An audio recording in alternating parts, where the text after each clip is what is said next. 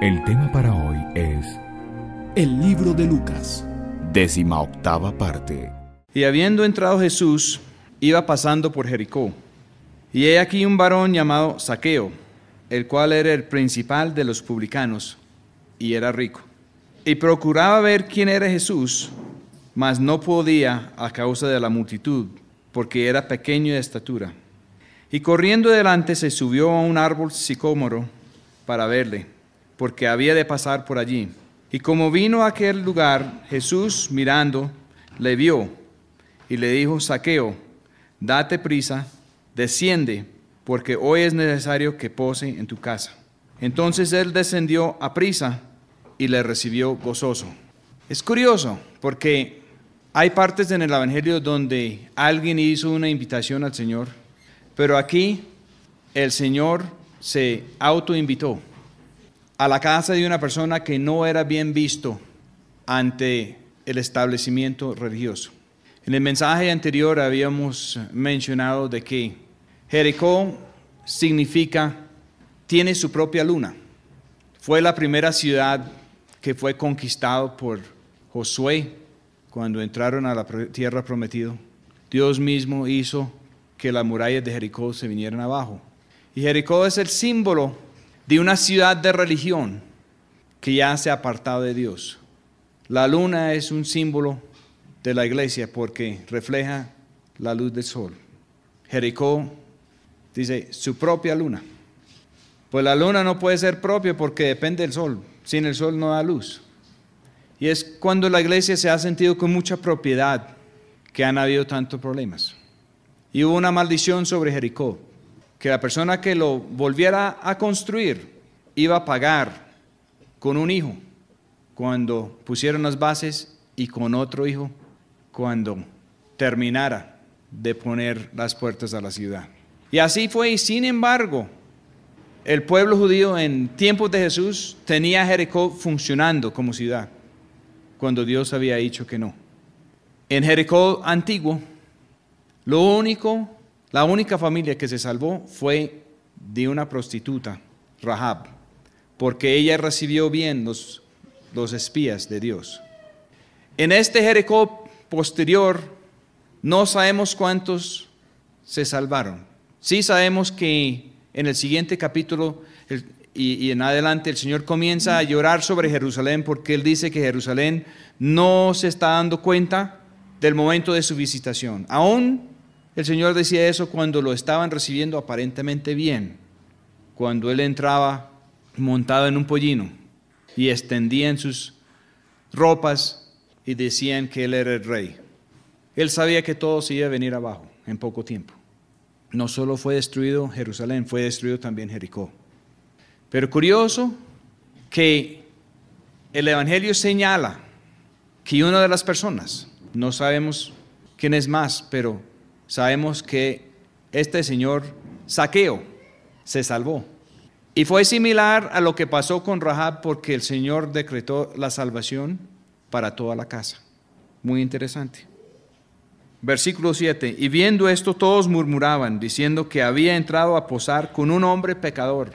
Entonces Zaqueo, puesto en pie, dijo al Señor, imagínese, el Señor lo baja del árbol, es muy rico, pero con sus riquezas mal habidas. Y es una persona que seguramente no compaginaba con el sistema religioso de los fariseos.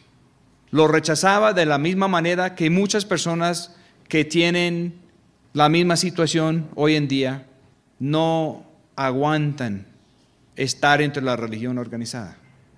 Pero cuando comenzaban a hablar mal del Señor por el hecho de que el Señor había entrado en la casa de Zaqueo, Zaqueo se levantó y hizo lo que él pudo para defender al Señor. Es muy, muy interesante. Mire, y viendo esto, todos murmuraban diciendo, todos murmuraban quiere decir que todos los del pueblo murmuraban. El Señor había tocado a un ciego que estaba por fuera de la ciudad.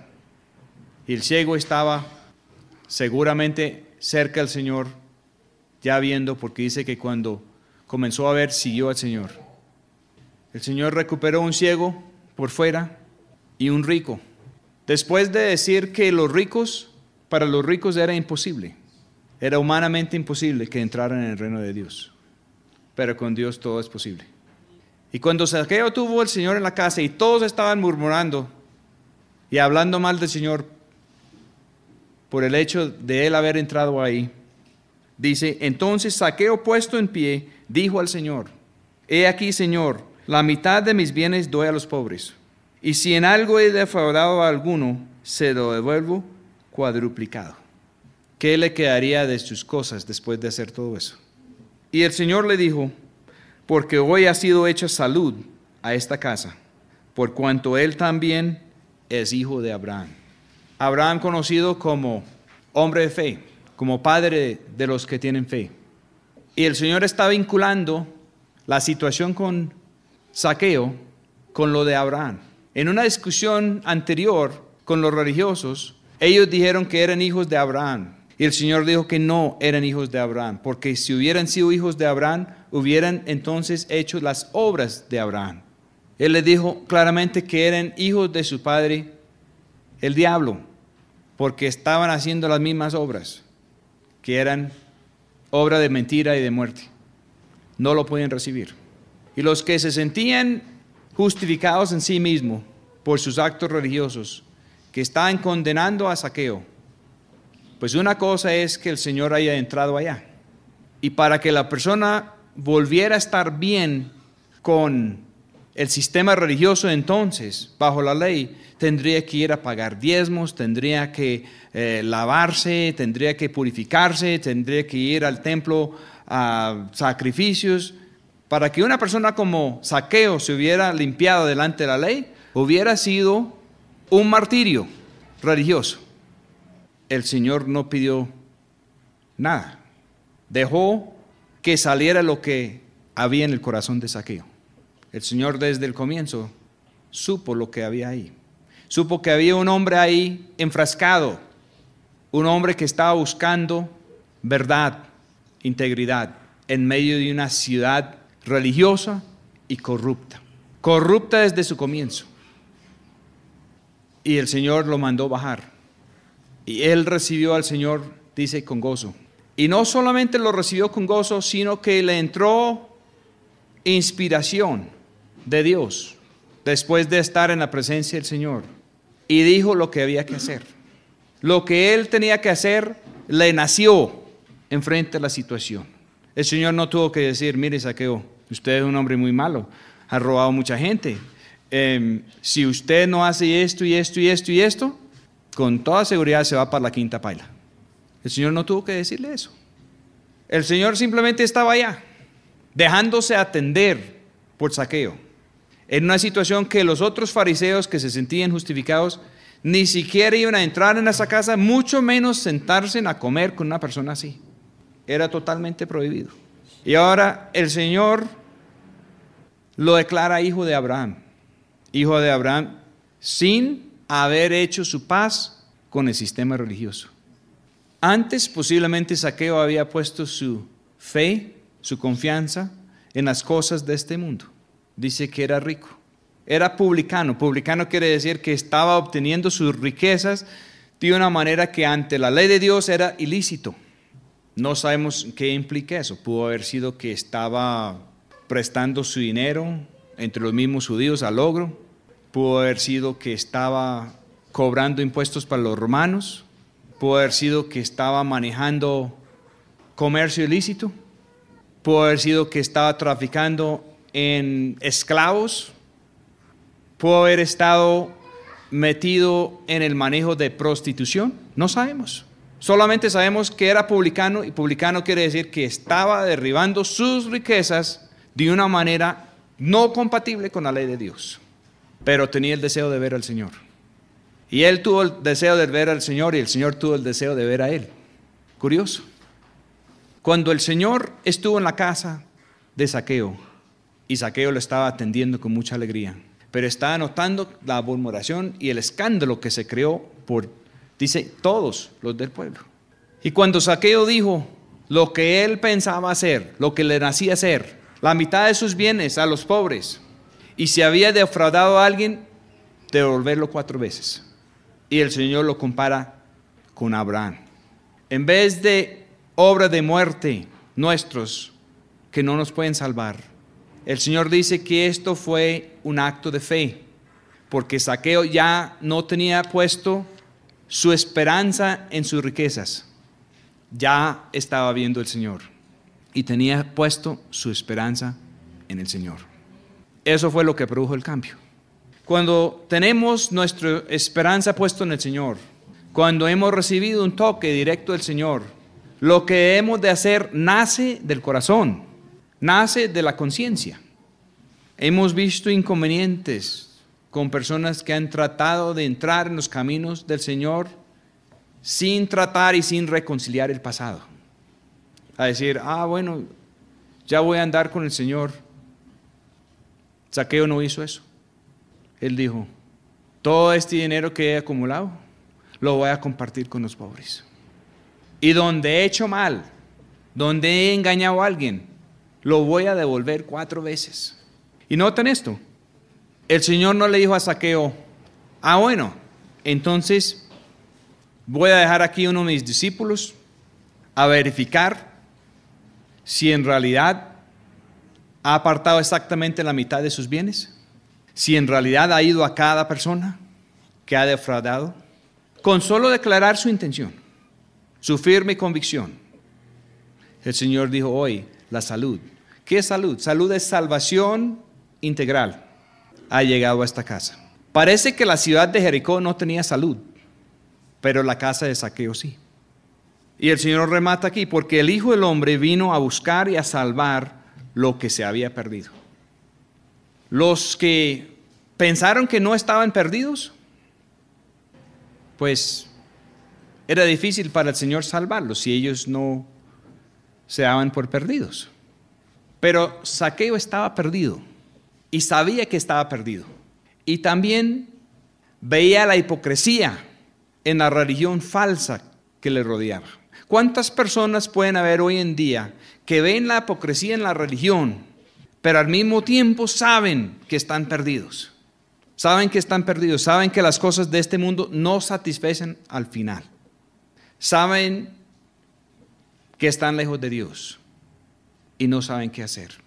Quizás mucho tiempo Zaqueo había durado en reflexión y él no se había animado a ir donde los fariseos, donde los rabinos, donde los sacerdotes, porque él veía su hipocresía. Estas personas como Zaqueo, que son ricos, que han manejado muchas cosas, que son sagaces para los negocios, para hacer las cosas, no comen cuento. Él había estado poniendo mucho cuidado acerca de lo de Jesús. Cuando él oyó que Jesús estaba pasando, dice que él corrió y se hizo adelante y subió en un árbol, porque lo quería ver. Cuando el Señor lo llamó, no lo llamó diciendo, usted que está allá arriba, lo llamó por su nombre y lo hizo bajar. Dijo que él vino a buscar y a salvar lo que se había perdido. Uno de los famosos predicadores del siglo pasado decía que para que alguien se salve es necesario primero convencerlo de que está perdido.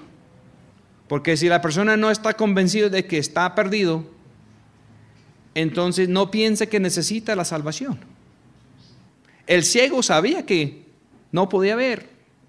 Los religiosos decían que podían ver, pero ante Dios eran ciegos. Y oyendo ellos estas cosas, prosiguió Jesús y dijo una parábola.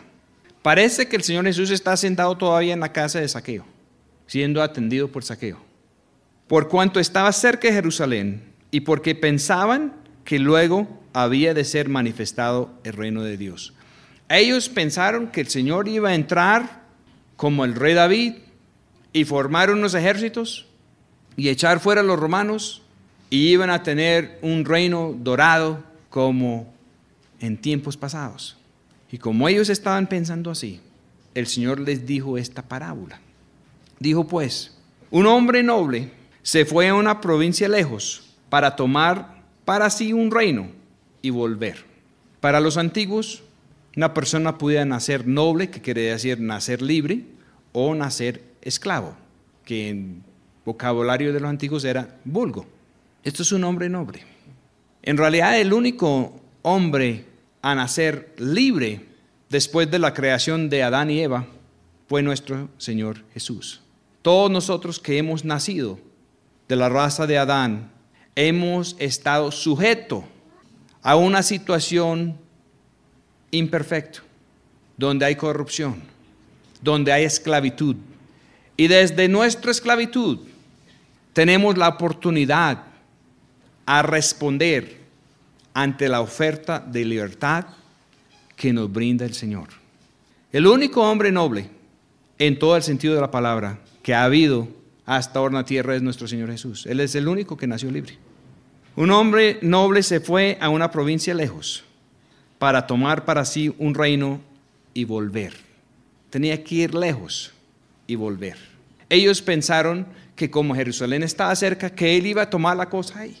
Ellos no entendían que él iba a ir lejos y volver. Mas llamados 10 siervos suyos, les dio 10 minas y les dijo: negociad entre tanto que vengo. Aquí se repita la palabra, el número 10 2 veces. 10 por 10 es 100, que es un símbolo del plan de Dios. 10 en la Escritura, uno de los primeros usos, son los 10 mandamientos, la ley de Dios. Pero al comienzo se escribió sobre tablas de piedra en vez de en los corazones de los hombres.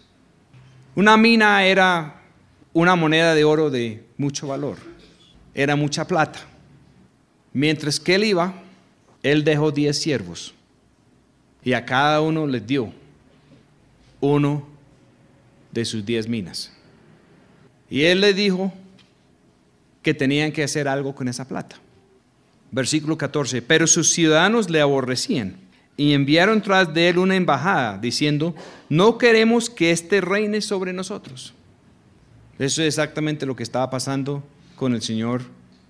Las personas como Zaqueo estaban muy contentos. Las personas como el ciego que había recibido la vista y otros que habían sido sanados, pero el sistema religioso y político no estaba contento con él. Porque si él iba a reinar, ellos no iban a reinar. Si él iba a estar en el primer puesto, entonces ¿dónde quedaban ellos? Los del gobierno de Jerusalén no querían que él reinara sobre ellos. Y aconteció que vuelto él, habiendo tomado el reino, mandó llamar así a aquellos siervos a los cuales había dado el dinero para saber lo que había negociado cada uno. Él se fue para tomar un reino. Hay varias maneras de pensar aquí. Sabemos que el Señor comenzó en el cielo y que vino aquí. Pero sabemos que desde acá, cuando nació acá, que se fue otra vez para allá. Pero también sabemos que en medio de su muerte y su resurrección, dice la Escritura, que Él descendió al sitio que se llama el Hades, donde el diablo tenía una especie de cárcel, y que Él le quitó al diablo las llaves de la muerte. La Escritura dice que Él tomó cautivo la cautividad y dio dones para los hombres. A unos apóstoles, a otros profetas, a otros evangelistas, a otros pastores y maestros, con el fin de que todo el cuerpo llegara a madurez. Parece que donde Él tomó de verdad el reino fue después de su muerte, porque Él ya ascendió con todo. Pero sabemos también que Él está a la diestra de su Padre y que vuelve acá. Y que vuelve acá a pedir cuentas y a enderezar las cosas. Cuando Él volvió, hizo 2 clases de juicio. Lo primero que hizo cuando volvió fue ver qué pasó con sus 10 siervos y con el dinero que había dejado con cada uno. Ese dinero es símbolo del don que Dios puede dar a cada uno de nosotros. Y vino el primero diciendo: Señor, tu mina ha ganado 10 minas. Y a mí me parece interesante también de que dice: tu mina ha ganado 10 minas. Él no dice: tu mina lo he convertido en 1000 reses o tu mina lo he convertido en tal negocio o tal finca o no sé qué. No, la mina quedó reproducido en 10 iguales. Tenemos un concepto terrible en muchas partes de que los apóstoles, profetas, evangelistas, pastores y maestros son unos jerarcas que son para controlar, que es que los laicos. Y eso no es lo que está diciendo la Escritura. La Escritura está diciendo que el Señor da unos apóstoles, unos profetas, unos evangelistas, unos pastores y maestros, pero no dice que da unos también que no hacen nada. Un apóstol es alguien que va enviado a representar a otra persona. Los apóstoles del Señor representaban al Señor y hacían lo que hacía el Señor. Moisés dijo en una ocasión que él quiso que todo el pueblo de Israel profetizara, pero no fue posible porque el pueblo de Israel no quiso escuchar personalmente a Dios, y sin escuchar personalmente recibieron la ley en tablas de piedra, pero no en sus corazones. Pero la persona que recibe la ley de Dios escrito en su corazón y en su mente comienza a profetizar. Profetizar quiere decir hablar de parte de Dios, hablar lo que Dios quiere y no lo que uno quiere. Muchos piensan hoy en día que un profeta es un pronóstico del futuro. No necesariamente. Profetizar en el sentido original de la palabra es solo hablar lo que Dios quiere, decir lo que Dios quiere.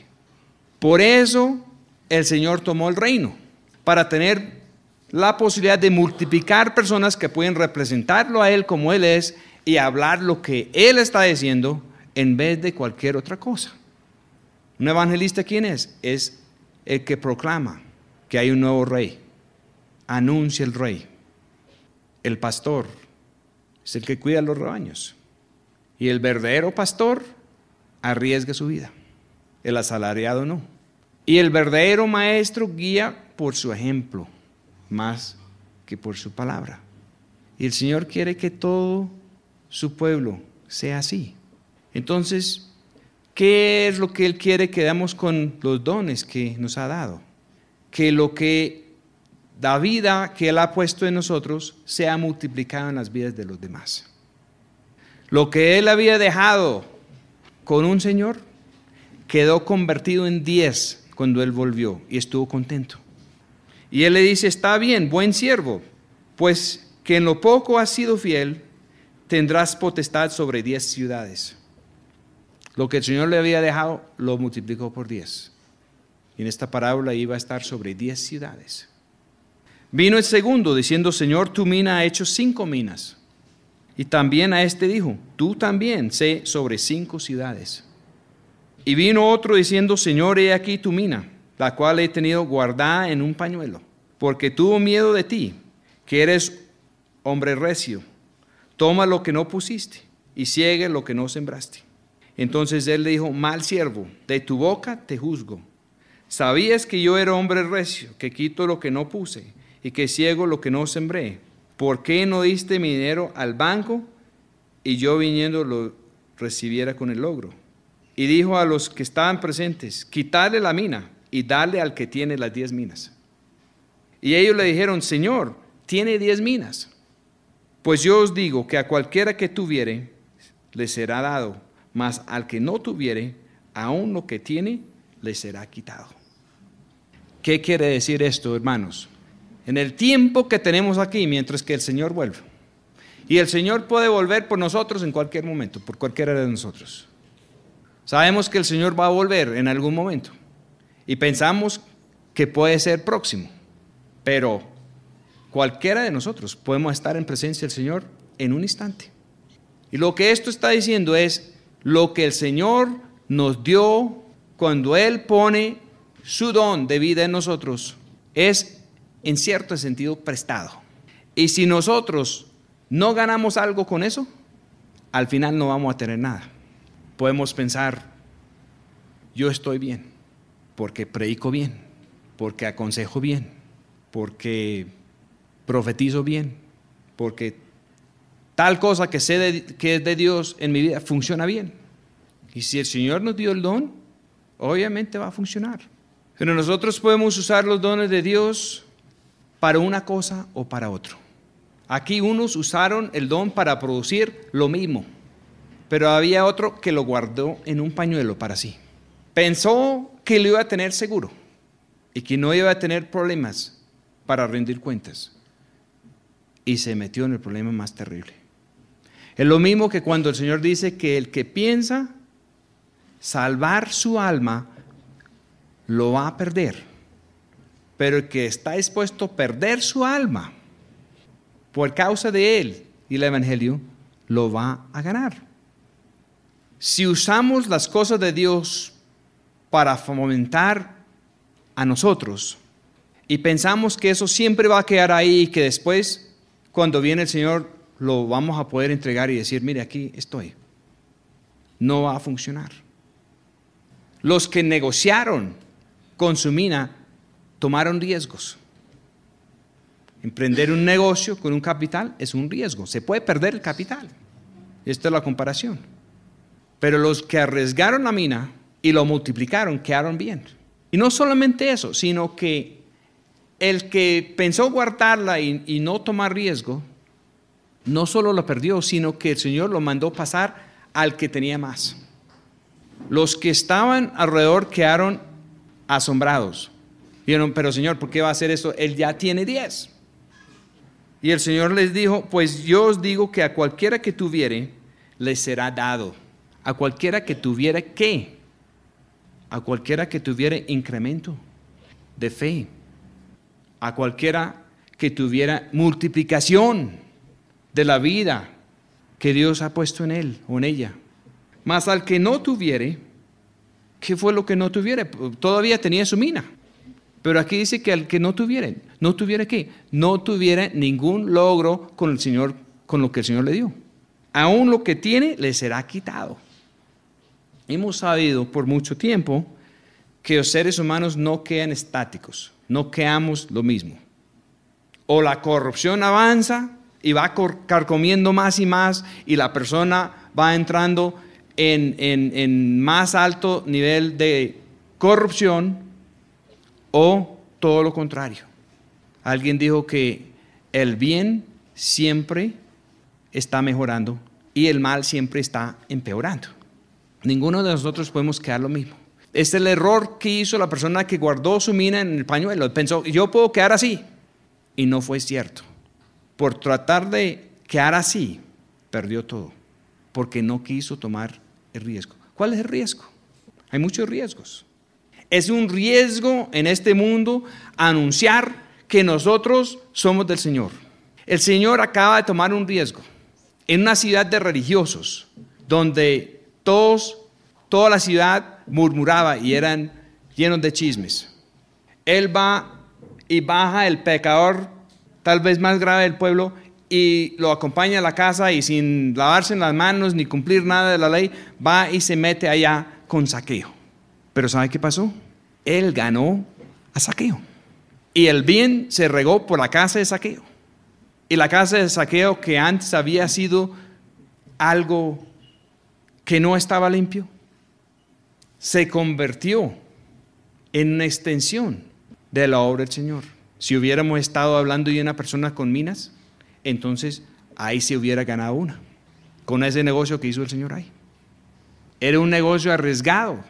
Todos quedaban murmurando, pero la murmuración y el contratiempo que estaba haciendo el espíritu enemigo sirvió también para chuzar a Zaqueo a defender al Señor. Y comenzó a fluir la verdadera justicia de Dios. No sabemos, pero es posible que otras personas en Jericó hubieran podido convertirse conociendo el testimonio del ciego y el testimonio de Zaqueo. Y así el Señor había dejado situaciones en casi todas las ciudades de Israel. Cuando Él enviaba a sus discípulos, Él les daba instrucciones a hacer lo que Él hacía. Bueno, esa es la primera parte del juicio, cuando Él volvió. Cuando Él volvió, Él pidió cuentas a sus siervos. La Biblia habla de unos que van a tener un buen recibimiento en la eternidad. habla de otros que serán salvos, pero todas sus obras serán perdidas. Es posible que el siervo que perdió su mina sea alguien así, no sé. Pero aquí llegamos ya a la segunda categoría. Versículo 27. Y también a aquellos mis enemigos, que no querían que yo reinara sobre ellos, traerlos acá y degollarlos delante de mí. El juicio final en otra parte dice que será que el Señor va a separar. Dice que como separar chivos de ovejas. Los unos tienen una naturaleza, los otros tienen otra naturaleza. Y unos van para la vida eterna y otros van para la perdición eterna, que es la segunda muerte, de la cual no hay forma de escapar. El que es arrojado en la segunda muerte no tiene forma de salir. El siervo que no hizo nada con su mina, aquí no dice que es arrojado entre los enemigos que pierden la cabeza. Pero lo que sí está claro es que no recibe mando en el reino. El que ganó 10 minas está sobre 10 ciudades. Y fuera de eso quedó con la mina que le quitaron al otro. El que ganó 5 minas quedó sobre 5 ciudades. Eso es lo que muchas personas no captan. He escuchado a personas decir, no, es que Señor no va a venir pronto, yo voy a vivir y gozar y en algunos años pensar en las cosas de Dios. Es un error muy grave. Primero, no sabemos si vamos a estar, no sabemos qué puede pasar. Segundo, si esperamos en la vida, perdemos el tiempo. En la carta de los Hebreos varias veces dice, hoy si escucháis mi voz, que no debemos de endurecer nuestro corazón. Si el Señor nos está llamando hoy, si tenemos la posibilidad de responder hoy, si tenemos la posibilidad de que Él nos va a dar un encargo hoy, es posible que mañana no va a haber la misma oportunidad. Cuando el Señor se fue, dice que Él llamó 10 siervos y le dio. No es que nosotros podemos llamar al Señor y decir, aquí estoy, Señor, estoy listo para que me entregue mis dones después de que nosotros hemos hecho lo que nosotros hemos querido por mucho tiempo. Eso no funciona así. Si vamos a andar con el Señor, si vamos a recibir responsabilidad, si vamos a tener la oportunidad de servir de verdad al Señor, es cuando el Señor nos llama a eso. Y si en el momento que el Señor está llamando, si en el momento que el Señor está repartiendo los dones, si nosotros no queremos en ese momento, es posible que el Señor nos pueda dar otra oportunidad. Él puede darnos las oportunidades que Él quiera, pero es posible que no. Eso va con Él. Entonces, si hoy tenemos la oportunidad de seguir al Señor, es mejor seguir al Señor. Versículo 28. Y dicho esto, iba delante subiendo a Jerusalén. Y aconteció que llegando cerca de Betfagé y de Betania al monte que se llama de las Olivas, envió 2 de sus discípulos diciendo, id a la aldea de enfrente, en la cual cuando entraréis hallaréis un pollino atado, en el que ningún hombre se ha sentado jamás. Desatadlo y traedlo. Y si alguien os preguntare por qué lo desatáis, le responderéis así, porque el Señor lo necesita. Y fueron los que habían sido enviados y hallaron como les dijo. Y desatando ellos el pollino, sus dueños le dijeron, ¿por qué desatáis el pollino? Ellos dijeron, porque el Señor lo necesita. Y lo trajeron a Jesús, y habiendo echado sus vestidos sobre el pollino, subieron a Jesús encima. Y yendo él, tendían sus vestidos por el camino. Un asno pequeño, donde nadie había montado. ¿Sabe qué pasaría a cualquiera de nosotros a montar un animal así nomás? No sería nada fácil. El asno es difícil de domar. Es más pequeño que un caballo o un mulo, pero es lo más difícil. Muerde, patea, terrible. Cogieron el pollino de asno que nadie había montado. Ni siquiera tenían una silla, sino tendieron una ropa encima. Eso no da ninguna estabilidad. Y el Señor se montó encima. A través de la Escritura, el asno muchas veces simboliza la carne humana, la naturaleza humana. Y aquí vemos otro ejemplo, que el Señor es el único que puede dominar la naturaleza de cualquiera de nosotros. Hemos hablado en el ejemplo anterior, dice un hombre noble que fue a tomar un reino, un hombre que había nacido libre. Y ahora, aquí en este ejemplo, resulta que Él es el único que puede dominar esta situación que tenemos nosotros. Él nació libre, pero Él también nació en un cuerpo corruptible como la nuestra. Él nació en un cuerpo igual a la nuestra, con toda la posibilidad de poder pecar, con toda la posibilidad de poder usar las cosas de su Padre Celestial para su propio beneficio. Y no lo hizo. Y ahora Él va subiendo a Jerusalén y ellos van tendiendo la ropa y ellos van con palmas y van diciendo. Y cuando llegaron ya cerca de la bajada del monte de las olivas, toda la multitud de los discípulos, gozándose, comenzaron a alabar a Dios a gran voz por todas las maravillas que habían visto. Habían visto muchas maravillas, pero este último también era increíble porque ¿quién va a montar un asno que nadie ha domado así? Diciendo, bendito el Rey que viene en el nombre del Señor, paz en el cielo y gloria en lo altísimo. Paz en el cielo. Entonces, otra cosa que no captamos a veces porque somos conscientes de que aquí en la tierra pasó algo con la caída de Adán y Eva. Somos conscientes de que aquí entró la corrupción. Pero pensamos que el cielo está perfecto. Pero la Biblia habla de que hubo rebelión en el cielo. De que la tercera parte de los ángeles se rebelaron en contra de Dios. En el Apocalipsis dice que aún en el tiempo final hay guerra en el cielo. Y al final dice que hay no solo tierra nueva, sino tierra nueva y también cielos nuevos donde mora la justicia.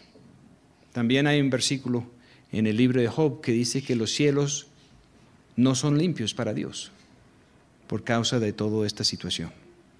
Bendito el Rey que viene en el nombre del Señor. Nombre es naturaleza y Él es el único que ha nacido libre. Él es el único que puede dominar y manejar la naturaleza de todos nosotros. Él es el único que nos puede poner bajo el control del Espíritu de Dios. Cuando lo echaron de Jerusalén, cuando no pudo, cuando vio que no lo iban a recibir, Él dijo que Jerusalén iba a tener graves problemas hasta que dijeron, bendito el que viene en el nombre del Señor.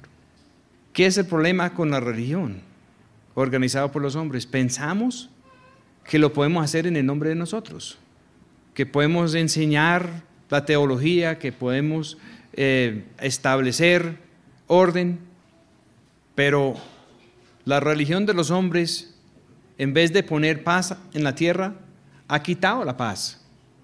Las guerras religiosas han sido terribles.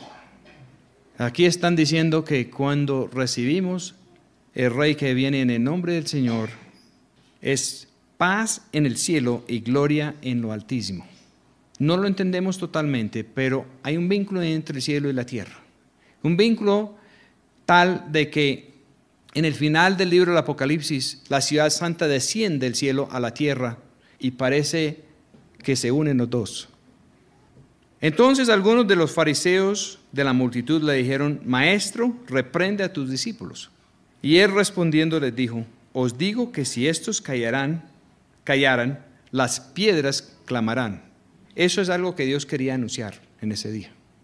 Y como llegó cerca, viendo la ciudad, lloró sobre ella, diciendo, oh, si también tú conocieras a lo menos en este tu día lo que toca a tu paz, mas ahora está encubierto a tus ojos.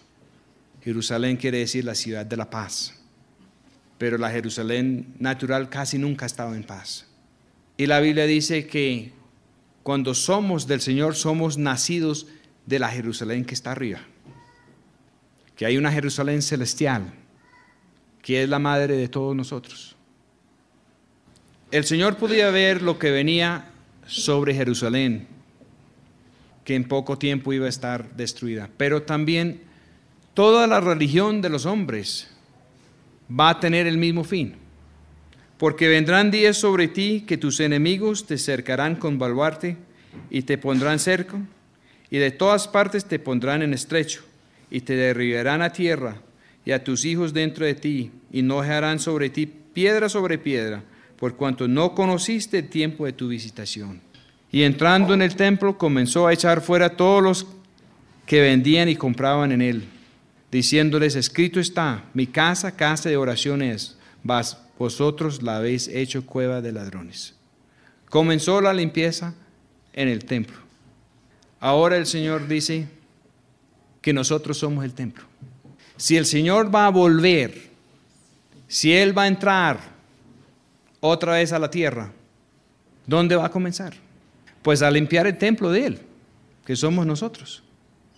Eso es lo que Él va a hacer. Esto está vinculado con una profecía en el libro de Malaquías y otros, donde dice: acordaos de la ley de Moisés mi siervo, al cual encargué en Horeb ordenanzas y derechos míos sobre todo Israel. Ordenanzas y derechos míos sobre todo Israel.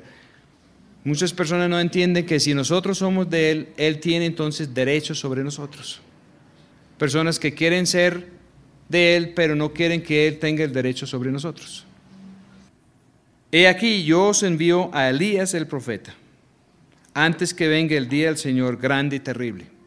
Él convertirá el corazón de los padres a los hijos y el corazón de los hijos a los padres, para que yo no venga y hiera con destrucción la tierra. Cuando el Señor vino por primera vez, no lo recibieron y todo quedó destruido. En el año 70, más o menos unos 37 años o 36 años después de la crucifixión del Señor, los romanos lo sitiaron y a los 3 años y medio todo quedó arrasado, no quedó nada. Y la mayoría de las ciudades como Jericó y los otros, todos quedaron completamente arrasados. Ahora la pregunta es, el Señor dice que cuando Él vuelve por segunda vez, ¿hallará fe en la tierra? La profecía de Malaquías da esperanza. Ya Jerusalén fue destruido una vez. La primera venida del Señor era necesario, dice la Escritura, que muriera y que resucitara. Pero aún así, Judas y los demás tuvieron consecuencias graves por sus hechos. Cuando el Señor viene por segunda vez, va a ser diferente a la venida por primera vez. Dice la Escritura que cuando Él viene, Él va a venir con 10 millares de santos. Es muy difícil tratar de explicar los detalles, pero parece que como así con Israel, que el Señor decía a las ciudades que lo rechazaron, Él decía que les iba a ir mal, que hasta Sodoma y Gomorra los iban a condenar en el último día. Habían sitios que sí recibieron el Señor. Y escuché una vez una prédica sobre alguien que nombró esos sitios y comprobaron que nunca fueron destruidos después en la toma de los romanos. Interesante. ¿Qué va a pasar con la segunda venida del Señor? Pues sabemos que el Señor viene, porque dice que este mismo Jesús que ascendió va a volver de la misma manera. Pero también sabemos que el Señor Jesucristo ahora es la cabeza de un cuerpo de Cristo de muchos miembros. Y cuando se manifiesta el reino de Dios, es algo que comienza sin observación por dentro de nosotros. Y cuando se manifiesta el reino de Dios, va a ser a través de todos los verdaderos de Él. Unos van a venir con Él, otros van a estar aquí. Yo no sé explicar todos los eventos que van a pasar, solamente sé de que esta profecía en Malaquías da una esperanza de que el Señor puede venir y tener un pueblo que lo va a representar como Él es y que no será destruido en su segunda venida. Hay que entender en la profecía de que el mar representa las naciones paganas, las naciones que no conocen al Señor. El mar representa a los que En el ejemplo eran los enemigos, que no querían que el Señor reinara sobre ellos. Tenemos el mundo lleno de esa clase de enemigos, de los que no quieren saber nada de Dios. Pero también tenemos los que son de Dios, pero que no están haciendo nada con lo que Dios les dio. Y tenemos otros que están arriesgando su vida para vivir la vida del Señor y así están multiplicando lo que el Señor les dio. Vamos a leer esto otra vez. Acordaos de la ley de Moisés, mi siervo, al cual encargué en Horeb, ordenanzas y derechos míos sobre todo Israel. Lo más importante para estar en pacto con Dios es que Él tiene derechos sobre nosotros y que Él tiene una manera de hacer las cosas y nosotros tenemos que dar prioridad a eso, aprender la manera de Él de hacer las cosas. Esas son las verdaderas ordenanzas de Él. He aquí yo envío a Elías el profeta. Elías, ¿qué quiere decir en el hebreo? En el hebreo Elías quiere decir Dios mismo. Unos piensan que literalmente vendrá el profeta Elías. Pues cuando vino Juan el Bautista, la Escritura dice que vino en el espíritu y virtud de Elías. Entonces, para una persona venir aquí con la primera venida del Señor ya se cumplió en Juan el Bautista. Pero si lo vamos a coger en el sentido espiritual y global, esto es una fusión del Espíritu Santo que no hemos visto hasta ahora. Esto es una efusión del Espíritu Santo que sobrepasa lo de Pentecostés. A Elías el profeta, a Dios mismo el profeta. En Hechos, en el libro de los Hechos, cuando Pedro está predicando, él dice que Jesús es el profeta que fue anunciado en la ley de Moisés y que hay que escucharlo a él. Y Apocalipsis dice que el Espíritu de Jesús es el Espíritu de la profecía. Antes que venga el día del Señor grande y terrible. ¿Cuál es el día del Señor? El día del Señor es cuando Él va a llamar a todos a juicio. Él convertirá el corazón de los padres a los hijos y el corazón de los hijos a los padres, para que yo no venga y hiera con destrucción la tierra. Y la tierra en simbología profética quiere decir pueblo de Dios. El pueblo de Dios de tiempo de Jesús quedó destruido. Se salvó solo un remanente que huyó cuando llegaron los ejércitos. Rechazaron al Señor Jesús, rechazaron los apóstoles, persiguieron a los cristianos, pero la persecución lo repartió por todo el mundo conocido. Pero aquí dice, vendrá el día del Señor grande y terrible. Para unos va a ser un día muy terrible. El que guardó su mina en el pañuelo pensó que la venida del Señor iba a ser muy terrible. Él pensó, yo tengo que tenerlo aquí porque quién sabe qué me va a hacer si no lo encuentro. Él es una persona que ciega donde no sembró, recoge lo que, mejor dicho, es una persona que no puedo con él. Pero para el que había ganado las 10 minas, era un día muy grande el día que vino el Señor. Porque él recibió el mando de 10 ciudades, más recibió la mina del otro que pensó guardarla. Es posible que si esa mina es la vida que el Señor pone en nosotros y los dones o algo, esas personas que se salvan, pero no tienen obras, todo lo que hicieron fue inútil. Sabemos que el Señor no les va a dar mando. Es posible que esto quiere decir que el Señor dijo, bueno, este señor que hizo esto, pues cógele y póngalo al mando de ese señor que va a manejar las 10 ciudades. Puede ser así la cosa, no sé. El día del Señor grande y terrible. Para unas personas va a ser una gran cosa. Para otras personas va a ser tan terrible que van a buscar esconderse como pueden de la presencia del Señor. Él convertirá el corazón de los padres a los hijos y el corazón de los hijos a los padres, para que yo no venga y hiera con destrucción la tierra. ¿Cuál ha sido el problema de la iglesia? El problema del pueblo de Israel es que cada que hubo una generación que siguiera a Dios, la siguiente generación se apartara. Los hijos nunca pudieron seguir con la fe de sus padres, o a veces habían padres muy hipócritas, muy legalistas o muy mundanos, y sus hijos entonces sí querían seguir a Dios y los padres no. Pero aquí hay la promesa de que el Señor tiene la solución para unir las generaciones. Todo lo de nuestro mundo moderno tiende a dividir las generaciones, pero el verdadero Espíritu de Dios tiende a unir. Y es increíble porque dice que para que yo no venga y hiera con destrucción la tierra. Podemos pensar, bueno, si hay unos en la familia que no quieren andar por los caminos del Señor, cosa a ellos. Pero aquí dice que si no es por familias enteras, con todos unánimes de corazón, que puede venir destrucción sobre la tierra con la venida del Señor. Si analizamos el Evangelio por todo el Nuevo Testamento, por los Evangelios y también en los escritos de Pablo, hay muchísimas veces que el Evangelio se aplica a la casa, a la familia. El Señor dijo al carcelero, Pablo dijo al carcelero en Filipos, que si creyera en el Señor, que él iba a ser salvo, él y su casa. Ser salvo él y su casa, ¿qué quiere decir? Todos convertidos. ¿Qué dijo el Señor a Zaqueo? Hoy ha llegado salud a esta casa. La casa tenía hijos, tenía tal vez siervos, familiares, yo no sé. Pero que el Señor iba a poner todo eso en orden.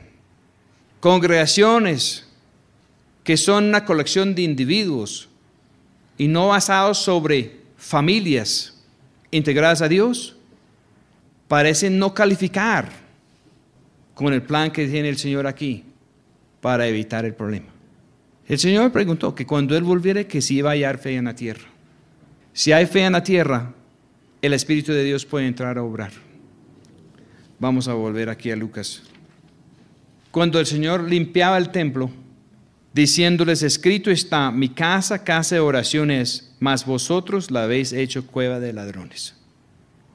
Y enseñaba cada día en el templo, mas los príncipes de los sacerdotes y los escribas y los principales del pueblo procuraban matarle. Y no hallaban qué hacerle, porque todo el pueblo estaba suspenso oyéndole. Pues sabemos cómo terminó la primera venida. Y sabemos cómo va a terminar la segunda venida. Lo único que no sabemos es qué va a quedar destruido en la segunda venida del Señor y qué no va a quedar destruido. Entre amigos que tengo, unos piensan de una manera, otros piensan de otra manera. Lo que yo pienso es que hay cosas que todavía son como si fueran elásticos. Hay consecuencias en el futuro que se basan en el comportamiento de personas como nosotros hoy. Sodoma se hubiera salvado con 10 hombres justos y no los hubo. Después, cuando de Jerusalén fue destruido en tiempos de Jeremías, el Señor dijo que si hallara un solo hombre justo en Jerusalén, que librara la ciudad, y no fue hallado. Es que no pudo haber un hombre justo antes del Señor Jesús. Hemos tenido personas posiblemente con buenas intenciones que han sembrado terror entre el pueblo de Dios en algunas oportunidades, diciendo que a tal sitio va a caer el juicio de Dios y va a ser destruido, y pidiendo a todo mundo que huyera para los montes o para otra parte. Y eso ha pasado en muchas partes. Pero también conozco testimonios de personas que fueron movidos por el Espíritu de Dios la noche que fue destruido Armero. Uno de los que más me conmovió fue las personas que fueron llamados por su pastor a orar en una iglesia pequeña. Y muchos se fueron a sus casas, pero se quedaron como unos, no sé si eran unos 35 o 37 personas. Y cuando llegaron las primeras lajas de barro caliente, taparon las entradas y las salidas a la iglesia, y todo partió y se fue por un lado y por el otro. Y los que estaban orando en la iglesia se salvaron, pero se salvaron ahí escuchando los gritos de sus familiares mientras morían los que no quisieron orar esa noche. Nosotros hemos tenido casos de personas que hacen vigilias por caprichos de ellos, hacen vigilias por manipular a la gente, hacen cualquier cosa, pero esa noche era de verdad, era Dios que estaba haciendo el llamado. Y los que estaban pendientes de la voz del Señor estaban donde el Señor los llamó. Habían otras personas que sintieron que el Señor les dijo, levántense, coja su familia, súbanse en el carro y salga rápido de aquí. Y lo hicieron y se salvaron. De muchas maneras. Nosotros no sabemos exactamente a qué tenernos. Pero lo que sabemos es que si nosotros estamos haciendo lo que el Señor nos mandó a hacer, en virtud de Él, si estamos negociando con lo que Él nos dejó, si lo que Él nos dejó está siendo multiplicado en las manos de nosotros, no tenemos nada que temer en el momento que Él vuelva. Vamos a orar. Señor, pedimos más claridad. Pedimos, Señor, que pueda haber un resultado diferente esta vez con su segunda venida. Pedimos, Señor, que los eventos que están por suceder servirán para que muchos se convirtieran. Pedimos, Señor, que puedan haber personas fieles con la verdad y que esa verdad pueda ser multiplicada en muchas vidas más. Amén.